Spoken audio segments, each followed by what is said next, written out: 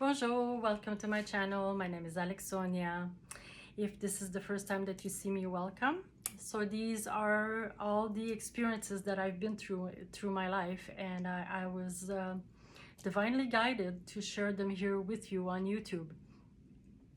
So all my experiences started when I was 6 years old. So if you haven't seen my past videos, you should look them up because it's incredible, the stuff that I've been through. And this one is no different. So in my past video, I was talking about how I went to see a psychic channeler, and everything that he had told me had came true, which was amazing, right? So now my mother went to see a psychic, because if you follow my past videos, you would hear that my mother, in the span of 5 months, lost her mother and her sister in 5 months difference. So it was very emotional for her. So she had to find some answers, and then she came across this medium who is like very reputable in Quebec, and that's where I'm from originally, and that's where she was. So she found this person, and the waiting list was like a year to meet with this medium. So out of the blue, she gets a cancellation and phones my mother if she wants the appointment. So she had to go to Montreal because that's where this person was, and my mother, of course, said yes, of course, yes, right away. So so she went to the appointment, and then she finally gets there, and the woman had like greeted her, of course, and like sat her in her office and stuff. And then so she went downstairs to grab some stuff for the session. And when she came upstairs, she's like, oh my god, she's like, this woman was basically pushing me up the stairs to come and talk to you because she has so much to say to you, you know. And then my mother, she's like, oh yeah, I know. She goes, that's my mother for sure, because my grandmother was a very domineering woman and very strict. I'm gonna say the word strict.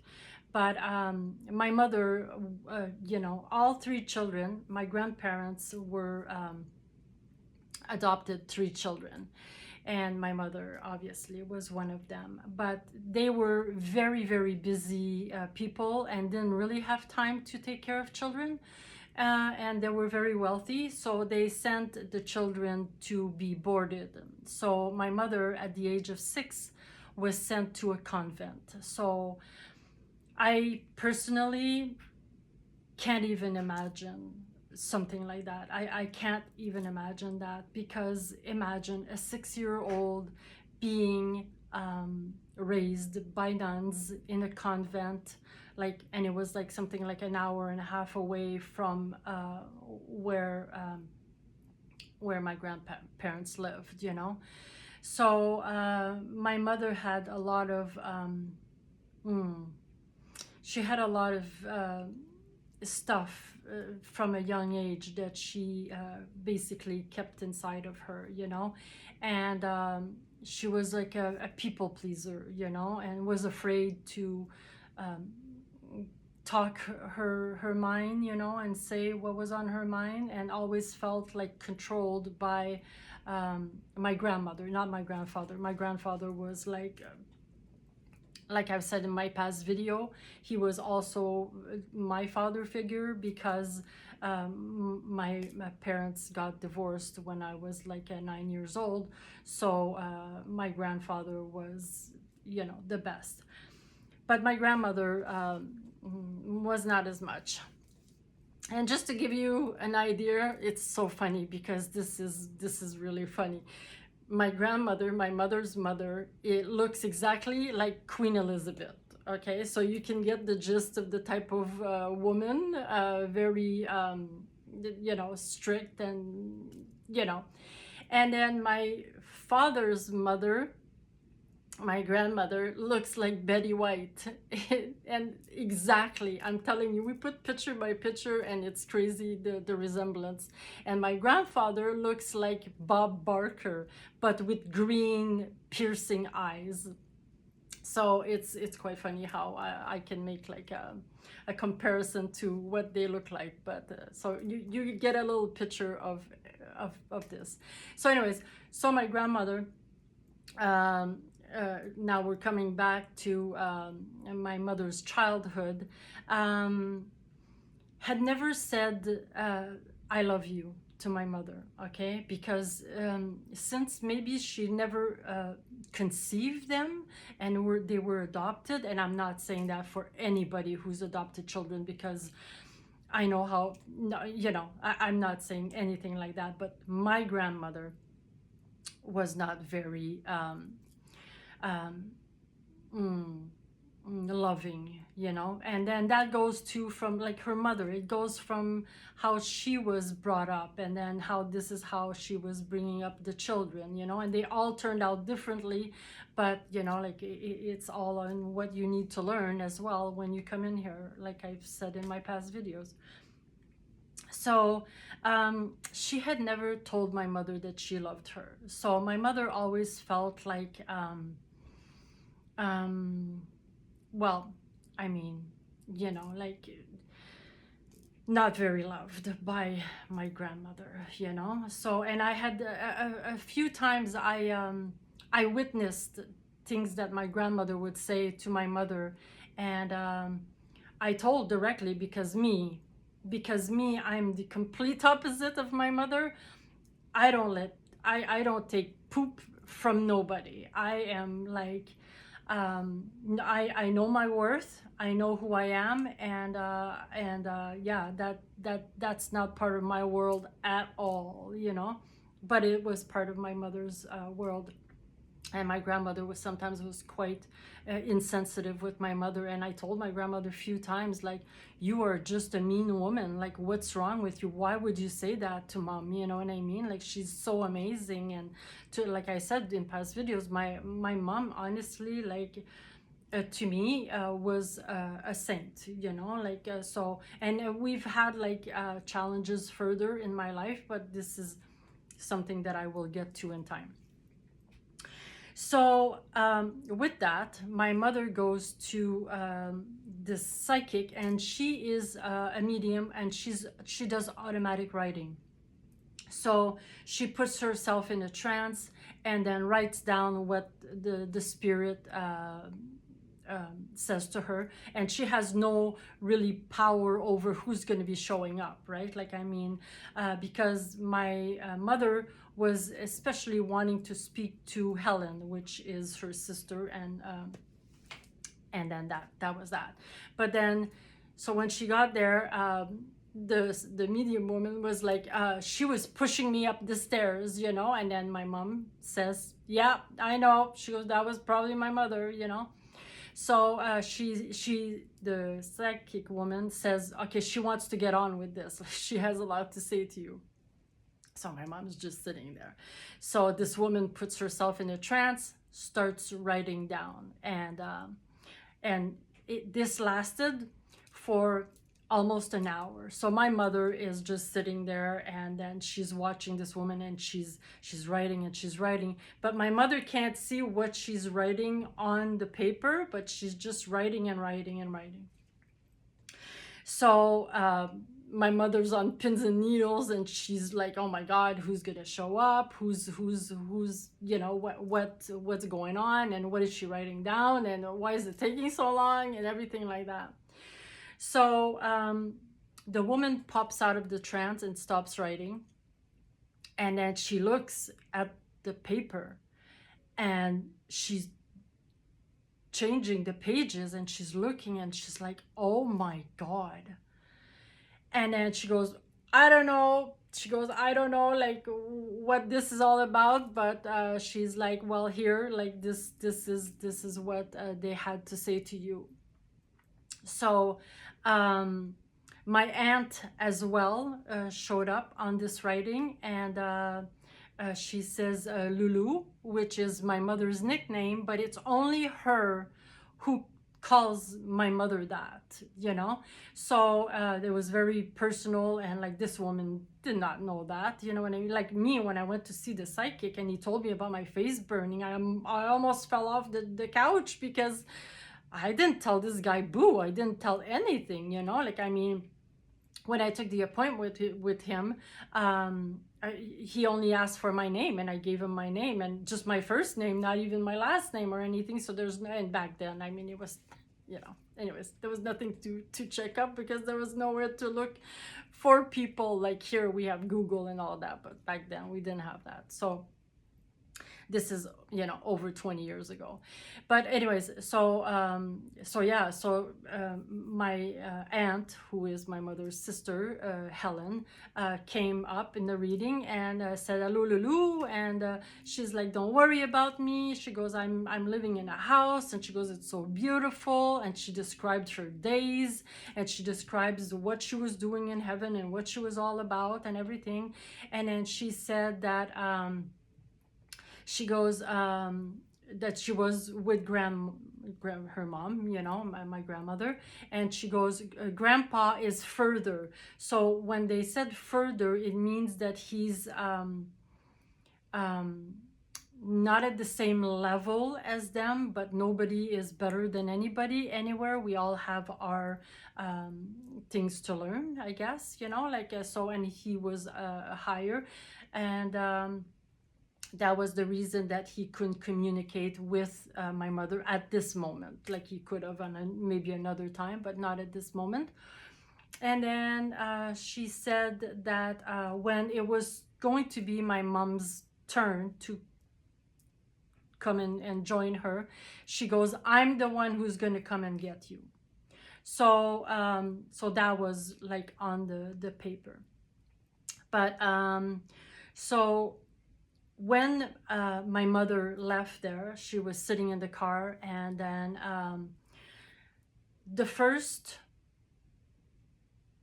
25 pages, I think, I'm not sure, it was just written from what my grandmother said to my mother, was 1,000 I love you. 1,000 I love you. So my mom just like lost it and started crying and just couldn't believe. She just couldn't believe. She just changing the pages and pages, and just written, I love you, I love you, I love you, you know. So so my mother really was basically like how can I explain? She had never been told that she'd been loved by my grandmother, but my grandmother, once she passes over, once you see your life, and once you, if you don't wake up before you cross over, you only realize stuff once you do cross over. So and then my grandmother, I think, had a lot of because once you do cross over, you have guides that are there to help you make sense of your life, and understand and integrate, and everything that you needed to understand. So it's quite hard for a lot of people once they cross over, but once you understand everything, and then you're back to who you actually are, before we come in here to learn the lessons that we need to learn, well then, you know, like that was it. So so it helped my mother, like, I mean, immensely. And then in the last days of, because I said in my past video that my mother took care of my grandmother once she was in the hospital because she has Alzheimer's. But that was also healing for my mother, because she saw a side of my grandmother that she had never seen before. This vulnerable woman who was like, you know, my mom bought her a baby, and then she, because of the dementia, came to be like a little girl. And so my mother saw a completely different side of my grandmother, which was as well healing because of her whole life long of being a people pleaser and afraid to, you know, like anger my grandmother in any way, shape, or form. So, I mean, like, I mean, sometimes I look back at my life and I think I had it rough, but like, oh my God, like when I just think about like a 6-year-old child in a convent, like, honestly, it's hard to keep a dry eye on that one, you know? So, so my mom is, like I said in my past video, she is going through cancer right now, and she has a lot of built up, like I said, that book that he made me read was the emotion and the emotions in the body that creates pain in our body. Like me, it was like my face burning, which was the equivalent of shame, which I didn't even actually know that I was feeling that up until he said that to me. And then I was like, okay, you know, like, I mean, I hadn't really thought of it like that, but like at the same time it makes a whole lot of sense because I had put my heart and soul in that store, and I mean, no matter what I was doing, nothing was working, you know. So then I went after that, after this incredible psychic, you know, like I was like, I want to go because wow, you know, like that's pretty incredible. So I finally see this person, the same person that my mom had seen. And when I came in, um, um, she says to me, she's like, I can't, nobody is stepping forward. She's like, all I can see, she's like, that you already communicate with them, so they don't really have anything to say to you, you know. And I'm thinking in my head, I'm like, it's pretty much true because I feel like I'm in contact with them all the time. She goes, but so because she started writing, but then she couldn't. So then she is a psychic as well, you know. She just doesn't do automatic writing. That's not all she does. So she says to me, she's like, can I tell you about your past lives? And I'm like, okay, wow, sure. Like I didn't even know that that was an option, you know. So she says to me, she's like, you've been a female in your 5 past lives. And she goes, I'm gonna go back to not the last one, but the one prior to that. She says that you were a midwife, you know, like I give birth to children, and I was also a healer. And this must have been like in like back, like in very, very back, you know, like in years.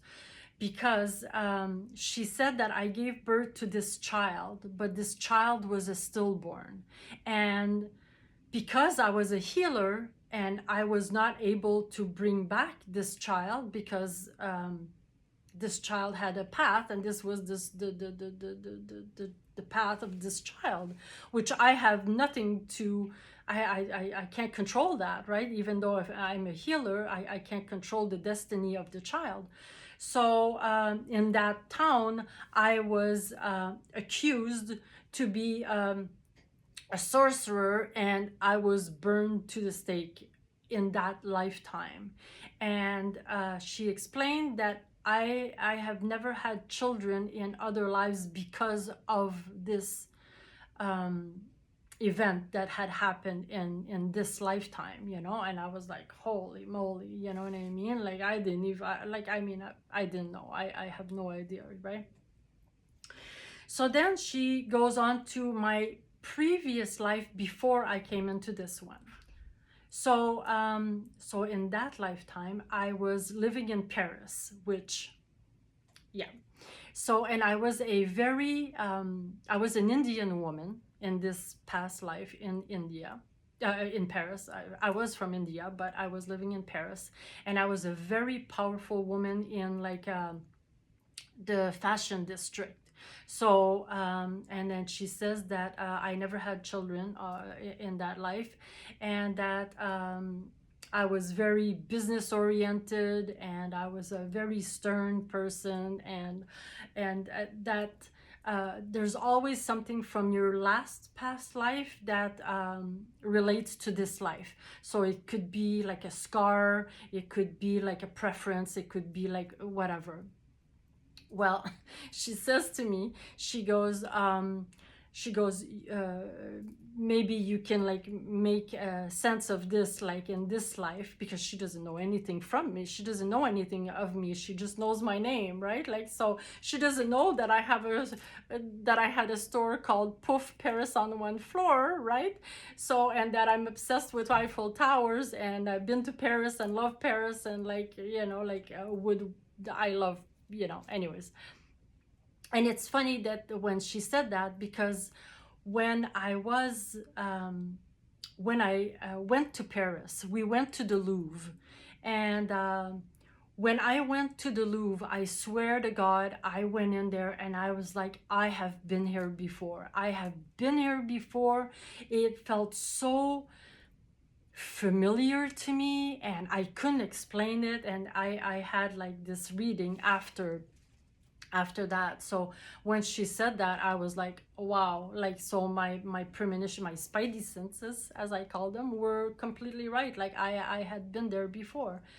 So these are just experiences that I've had, like with the psychics, that are just like mind-blowing, you know. And she also said that she said a lot of other things that I will get to eventually in my experiences, where I will point out like stuff that she said, but I don't want to spoil it prior to. I saw once I got my operation for my fibroids and stuff, I was off for quite a while. But then I had like another friend who had phoned me and asked me if I wanted to work for him. And then I went from a store owner to an event planner. So I was doing weddings, I was doing funerals, parties, you know, whatever needs to be done. And it was like in a banquet hall. So I had done like a party of some sort. I can't remember if it was Canada Day or something like that. And then I had hired this psychic woman, and then she was like one of the entertainment for the day. I had like a clown with balloons for the children and stuff like that. But I had hired this woman, and so everybody was coming to me and like, oh my God, this woman is amazing, and all this stuff. And I was like, oh wow, you know, like that's good to hear, you know, like so later on in the day, and I'm so busy because there's so many moving parts in when you're doing an event planning, like you know, there's like 10 of you in one doing a million things. So so I was very busy, but then I went over to her and I was like, oh, thank you. I said, like, I just heard like amazing things about you. And I said, once I have like another event, I go, I will totally like bring you back, and like, thank you so much and all that. And she's like, oh, can I tell you a few things? And I was like, sure, you know. So she says to me, she goes, I've been watching you all day. I was like, oh yeah, okay. And then she's like, she goes, you have a little girl next to you that follows you everywhere. And I was like, oh, okay, that's weird, you know.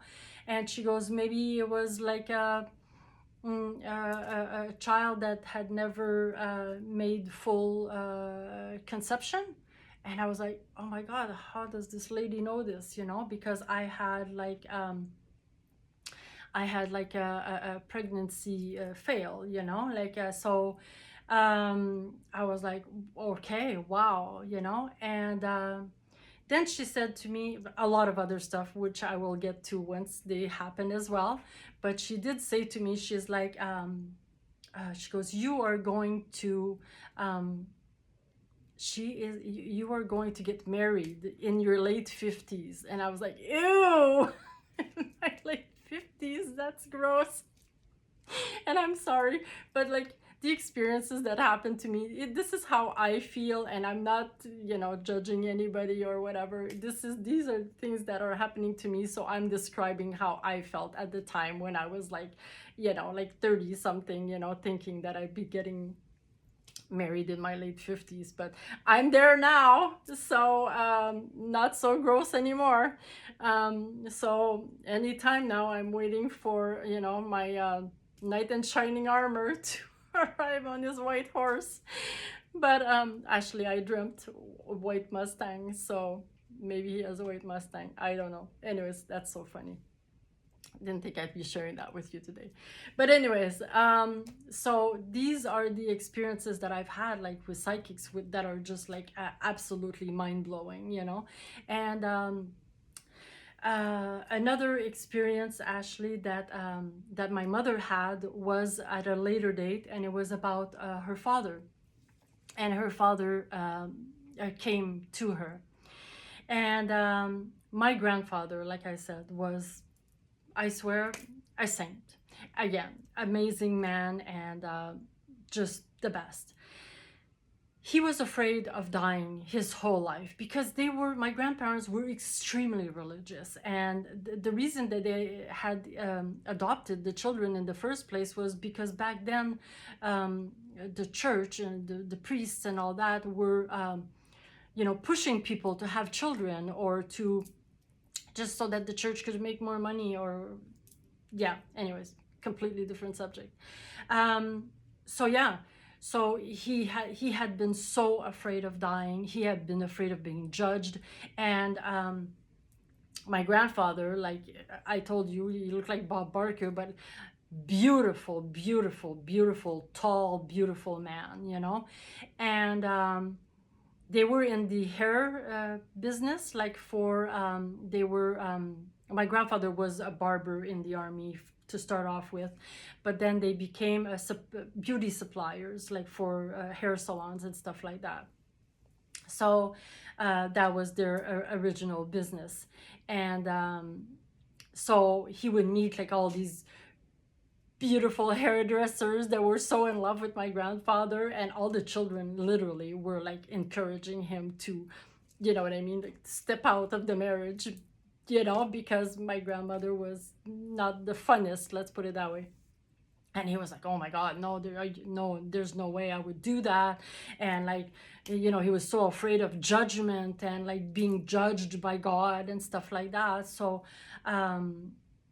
So he, when he saw my mother, he's like, there's nobody that judges you. He's like, only you judge yourself. He goes, because you come here to learn and to experience and to grow and to expand and to like be the best that you can be, and or experience what you want to experience, like you have free will, you can do whatever you want.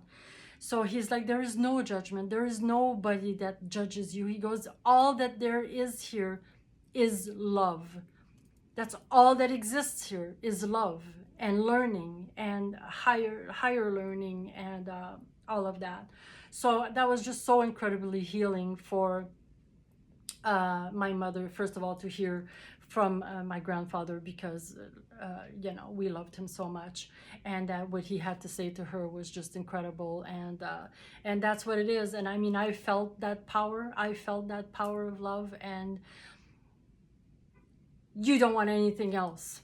There is nothing in the world that compares to that. Like I said, I've had like a little bit of that, and I unbelievable. And I know exactly what it is, but it would take me a long time to be where I am today, because honestly, like I was living in ego, like, and before you awaken, you're in an unconscious state of living. And like I've always been like a good person, like I've always like tried to be the best that I can be. Like I had like a good upbringing from my family, but still, you're like, until you wake up, you're just unconscious, and you live an unconscious life because we do have you know, like our thoughts manifest into things. And so I mean, I've had a lot to learn, and then I will share again all that with you. But this is my video for today, and these are the things that I wanted to share with you. And once again, I love you. We are one. We are all connected, and that's just the way it is. And love is the answer. So I see you in my next video. Bye.